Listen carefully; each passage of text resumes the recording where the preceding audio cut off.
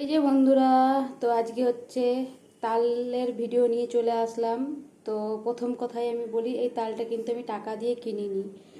তো আমি যেই মাসির কাছে সবজি কিনি, তো সেই মানুষটা আমাকে এটা বিনা পয়সায় দিয়েছে। তো কেন দিয়েছে, ভিডিওটা প্রথম থেকে লাস্ট অবধি দেখতে থাকো, তাহলে বুঝতে পারবে।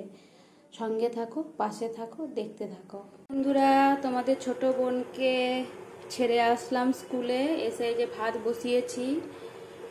তো আর একটুখানি বাজার করে নিয়ে আসলাম। তো কি কি বাজার করে নিয়ে আসলাম চলো দেখাচ্ছি। তো এই যে বন্ধুরা, তো অনেক দিন পর ছাতু দেখতে পেয়েছি। তো যার কাছে আমি নিই সে হচ্ছে বয়স্ক, তো তাকে মাসি বলি। আমি হচ্ছে বাজার টাজারে গেলে আমি আমার বর আমরা বয়স্ক লোকের কাছ থেকেই নিই, যেহেতু তারা তো বেশি দিন খাটতে পারবে না। তো তাদের কাছ থেকেই সবজি হোক যাই হোক কেনাকাটি করি বয়স্ক মানুষের কাছ থেকে। তো এই মাসিটার কাছ থেকে ছাতু নিয়ে এসেছিলো, তো ছাতু নিয়ে বসেছিলো, তো ছাতু কিছুটা কিনে নিয়ে এসেছি। যেহেতু এটা হচ্ছে দেশি ছাতু, মানে কেউ কেউ আমরা ছাতু বলি, কেউ কেউ হচ্ছে এটাকে মাশরুম বলে।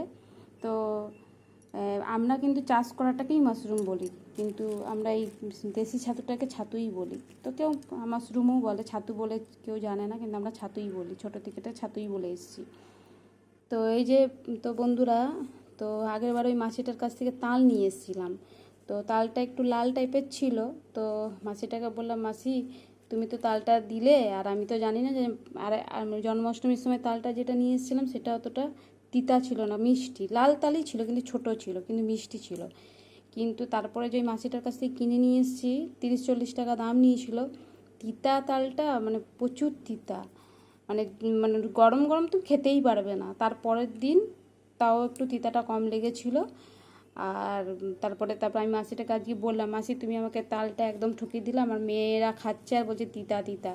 তো মাসিটা আমাকে এত ভালোবাসে বলে আমাকে বিনা পয়সায় তালটা দিয়েছে, মানে বলছে তুই এটা নিয়ে যা। তখন আমি বলছি, মাসি আমার কাছে সত্যি কেনার পয়সা নেই, টোটো ভাড়া ছাতু এই সমস্ত কিনতে কিনতেই পয়সা চলে গেছে, নেই। তো বলছে ঠিক আছে তুই নিয়ে যা তালটা, তুই পয়সা দিতে হবে না। তো আমি পয়সা ছিল না বলে বন্ধুরা পয়সা দিতে পারিনি, কিন্তু পয়সা দিব।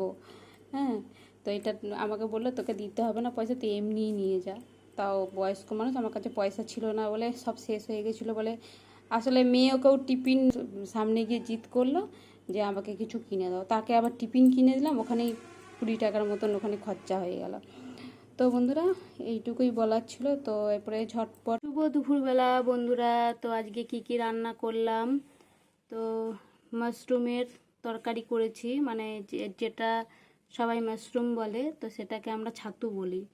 তো এই যে মাংসের মতন কষা কষা করে ছাতুর তরকারি করেছি, আর এদিকে মুসুর ডাল, আর এদিকে করেছি সাদা সাদা করে আলু পোস্ত। তো আর আছে ভাত। তো আজকে দুপুরবেলায় খেতে দেরি হবে। তো বন্ধুরা, সামান্য এইটুকুই রান্না করলাম।